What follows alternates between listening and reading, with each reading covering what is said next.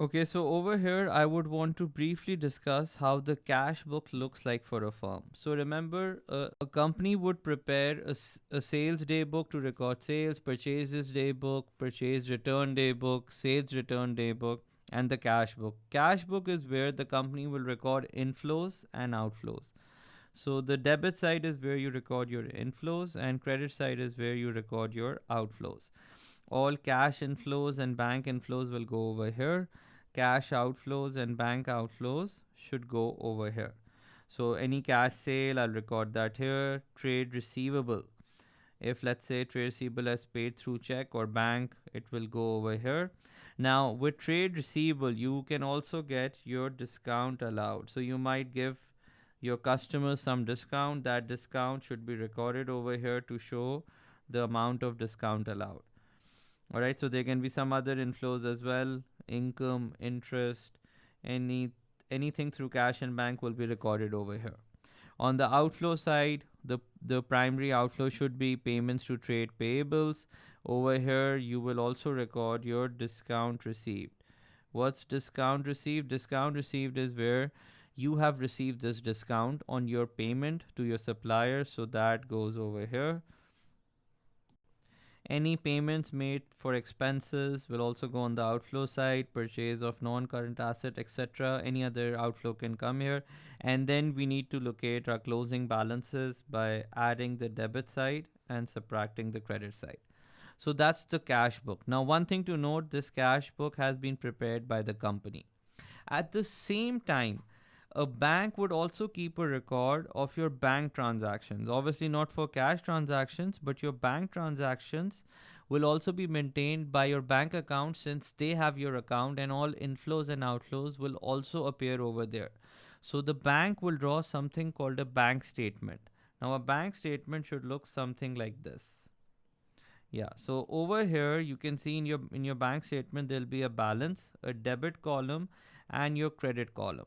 Okay, now the first thing to note here is that your bank statement will be the opposite of your cash book. The reason for that is simple. So what you can think of it is like this. When a company opens up a bank account, for the company that's an asset because the company is depositing its money over there, so that's an asset for the company. But with the bank is taking your deposit, and for the bank, depositors are a liability. So for bank, the customer becomes a liability, but for the company, that's an asset because they've kept their money with the bank. So it should be opposite. So now in a bank statement, what will happen? All inflows should go on the credit side. Remember in the cash book, what we saw, inflows were going on the debit side, but with the bank statement, inflows will go on the credit side and all outflows should go on the debit side. All right, so we're primarily talking about our bank account, and that should be our ending balance. Now, our job over here is to do the following. So, after the company has prepared its cash book, it will also reconcile its cash book with the bank statement because very often there can be transactions that can be missed by both the company in the cash book and the bank in the bank statement. So, all transactions that the company has missed out, they can find it in the bank statement on the credit side or on the debit side. We can take an example.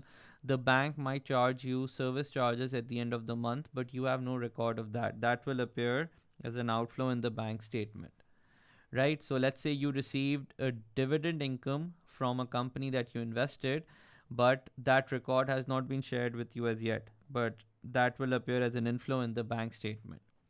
Similarly, the bank can also omit certain transactions that the company has done, but it has not been processed as yet. So let's say we gave a check to a supplier, but the supplier has not processed the check or deposited in the bank. It will not appear as an outflow in the bank statement, but it will appear as an outflow in your cash book.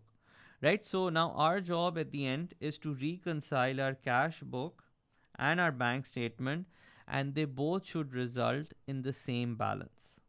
So in the next video, I will teach you guys how to reconcile your cash book and bank statement and to detect entries that have been missing from either the cash book or the bank statement. And we can see that our balance should reconcile at the end after these corrections.